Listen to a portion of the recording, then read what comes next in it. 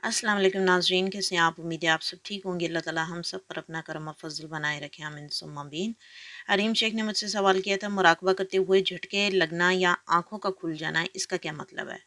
मुराकबा करते हुए झटके लगना या मुराकबे में ही आँखों का स्पॉट खुल जाना, ऐसी हालत मुराकबे से हटकर सोने से कबल या सोने के दौरान भी पेश आती है। इसकी मेन और ख़ास वजह रूह सहरानी का जिस्म से जुदा होकर किसी आलम की तरफ परवाज़ करने का होता है। रेहान जिलानी ने मुझसे सवाल किया था, क्या अल्लाह के सिफ़ाती नाम की तकरार से हमज़ात को तस्ख़ीर किया जा सकता है? जैसे कि मेरी पुरानी वीडियो के अंदर मैंने ये बात बताई थी, अगर आपको याद हो, जहाँ पे मैंने नाम के अदाद निकालना बताए थे और साथ में उसके पढ़ने का तरीका जो है आप दिनों के हिसाब से डिवाइड करके उसको पढ़ सकते हैं, वो बताया था। आप वो वीडियो देख लें और उसके बाद आप अंडरस्टैंड करने की कोशिश करें कि अल्लाह ताला के सिफ़ाती नाम और इसमें ज़ात और अल्लाह ताला के सिफ़ाती नाम और कुरान पाक की जितनी भी आयात हैं, इन सब के साथ मौकिलात यानी फ़रिश्ते मुकर्रर अल्लाह ताला ने किए हैं और वो अपने काम जो हैं, अपने जो रोज़मर्रा के जो अल्लाह ने दिए हैं उनको हुक्म, वो पूरे करते हैं। तो जब कोई इंसान किसी नाम की तकरार करता है या कुरान पाक की किसी एक आयत की तकरार करता है ड्यू टू सम रीज़न, जो भी उसका होता है, तो उसके नाम से, उन अल्फाज से जो मुंसलिक फरिश्ते होते हैं, उनकी ड्यूटियाँ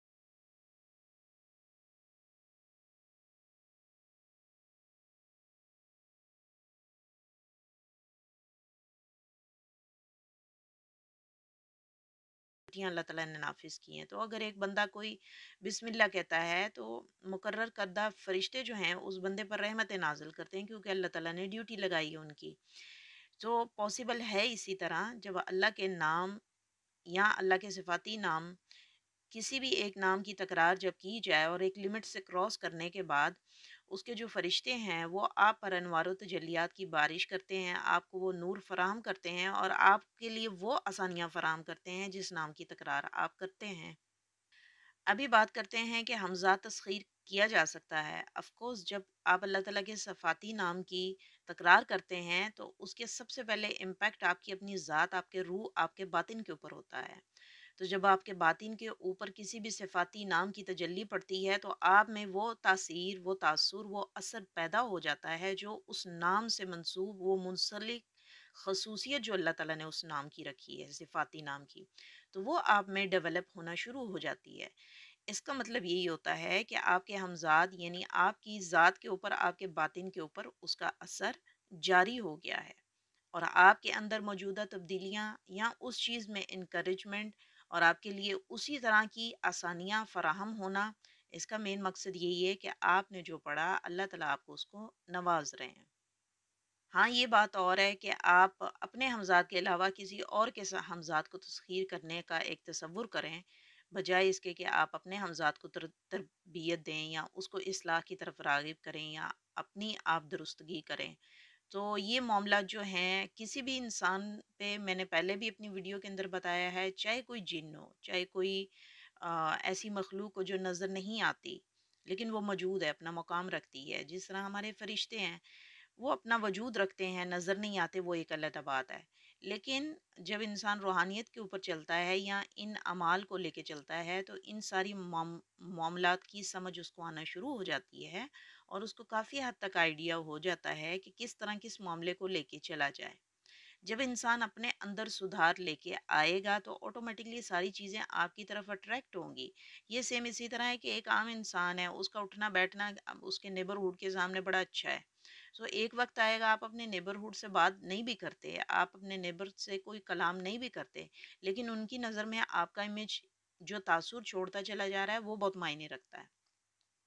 ड्यू टू सम प्रॉब्लम्स और कुछ भी अप्स एंड डाउन आने की वजह से फिर वही नेबर जो हैं, वही हमसाया जो हैं, वो आपकी सबसे पहले आपकी खैरियत दरियाफ्त करने आते हैं। सेम इसी तरह जो अल्लाह ताला के सिफ़ाती नाम हैं या कुरान पाक की कोई भी आयत है या किसी भी कलाम का जो अल्लाह ताला ने हमें बताया है, उनके साथ जो मुकर्रर करदा फ़रिश्ते हैं, मलाइका हैं, मोक्किल हैं, उन सब की ड्यूटियाँ हैं। तो जब आप अपने कैरेक्टर के अंदर कैरेक्टराइज़ेशन नहीं करेंगे, आप अपने आप को ठीक नहीं करेंगे, तो वो कैसे आपको किसी भी चीज़ का फ़ायदा देंगे? किसी भी चीज़ का फ़ायदा लेने के लिए पहले अपने आप में डेवलपमेंट اور اپنے آپ میں تبدیلی اور درستگی لازمی لے کے آنی چاہیے۔ اس کے علاوہ اللہ کی راہ میں ہمیشہ وہی انسان کامیاب ہوتا ہے جس بندے کے دل میں کسی دوسرے کے لیے برائی نہ ہو۔ اگر برائی بعض اوقات نہیں بھی ہوتی، لیکن بات وہی آ جاتی ہے کہ جب ہمارا اللہ سے رابطہ نہ ہو، ہم سب کچھ کرتے چلے جاتے ہیں لیکن اللہ کے سامنے بیٹھ کے روتے نہیں ہیں، اللہ تعالیٰ سے توبہ نہیں کرتے۔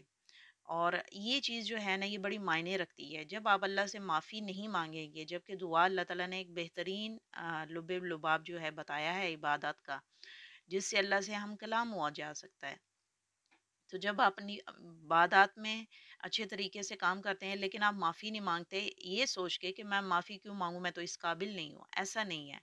معافی مانگنے کا مطلب ہی یہ ہے کہ آپ اپنے اللہ کے آگے گیو اپ کر رہے ہیں، تو جب آپ گیو اپ کریں گے تو پھر اللہ تعالیٰ آپ کو نوازتا ہے۔ گیو اپ کیے بغیر اگر آپ اللہ تعالیٰ کے لیے کچھ بھی اچھا کرتے چلے جائیں نا تو وہ کوئی معنی نہیں رکھتا۔ یہ تو وہی بات ہو گئی نا کہ جیسے جب شیطان کو بولا تھا، ابلیس کو بولا تھا کہ میرے سامنے جھکو، حکم دیا تھا۔ ابھی جسٹ امیجن کر لیں کہ اگر اللہ تعالیٰ نے ہمیں دعا کی اتنی بڑی نعمت سے نوازا ہے اور معافی کی اتنی بڑی نعمت سے نوازا ہے، تو پھر ہمیں اللہ کے سامنے جھک کے وہ معافی تو مانگنی ہے نا۔ جب ہم اللہ تعالیٰ سے معافی نہیں مانگیں گے تو پھر کیسے ہم آگے بڑھیں گے؟ تو آپ کے جتنے بھی معاملات، جس طرح کی بھی پریشانیاں آپ کو لاحق ہیں یا جس طرح کے بھی اپس اینڈ ڈاؤن آپ کی لائف میں چل رہے ہیں، ان سب کا ایک ہی حل ہے کہ یو ہیو ٹو گیو اپ۔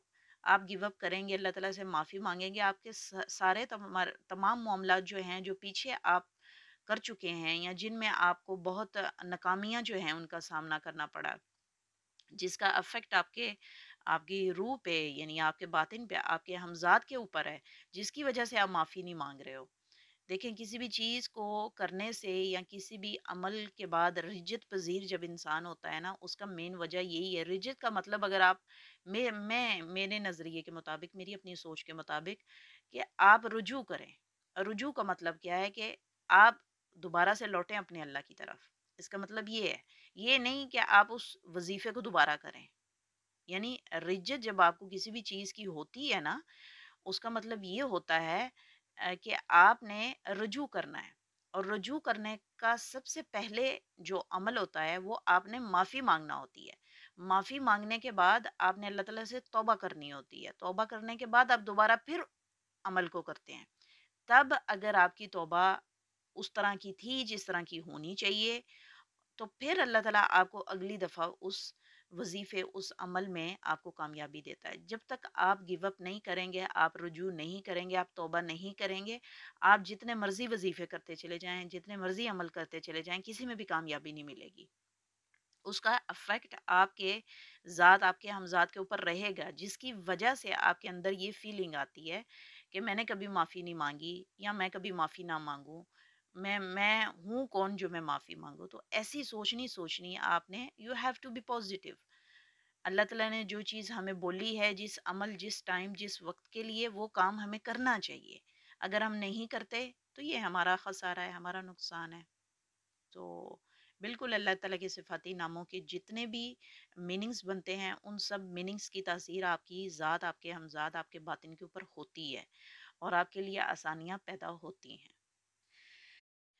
اس کے علاوہ ہمارے چینل کے سبسکرائبر ہیں عنایت خان، جنہوں نے مجھ سے سوال کیا تھا کہ مجذوب کسے کہتے ہیں۔ مجذوب کو سمجھنے کے لیے سب سے پہلے آپ کو یہ سمجھنا ہے کہ حالت اور کیفیت کیا چیز ہے۔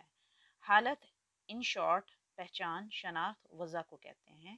کیفیت ان شارٹ اثر، تاثیر، غلبہ، تاثر کو بولتے ہیں۔ کسی مجذوب کو سمجھنے کے لیے ان دو لفظوں کو سمجھنے سے مجذوب کا پتہ چلنا آسان ہو جاتا ہے۔ حالت یعنی پہچان، شناخت، وضع۔ موجودہ انسان یعنی مجذوب تبھی سمجھ میں آئے گا جب اس کی پہچان، شناخت، وضع آپ پر واضح ہو، ظاہر ہو۔ مجذوب کو وہ بندہ سمجھ پاتا ہے یا جان پاتا ہے جو حالت مجذوب سے واقف ہو۔ اگر کسی مجذوب پر کیفیت وارد نہ ہو تو وہ انسان ایک حالت، ایک مقام پر ٹھہرا رہنے کو ترجیح دیتا ہے۔ یعنی حالت کو بدلنے کے لیے کیفیت کا وارد ہونا ایک عام عمل ہے، جہاں عام انسان کے لیے سمجھنا مشکل ہوتا ہے کہ سامنے والے مجذوب پر اس وقت کیا کیفیت جاری ہے۔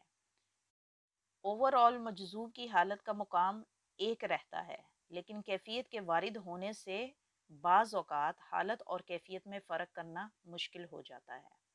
مجذوب کا غیر جذبی کیفیت میں رب تعالیٰ سے جڑے رہنے کی وجہ سے ایک مقام پر ٹھہرنے کو ترجیح دینا ہوتا ہے۔ مجذوب کا جذبی کیفیت میں رہنے سے یہ مجذوب دنیا کے سامنے مجذوب ہے یا نہیں ہے اس کا اندازہ لگانا مشکل ہوتا ہے، حالانکہ مجذوب یہ بھی ہوتا ہے۔ مجذوب جذب سے نکلا ہے، جذب کرنا یعنی ابزورب کرنا۔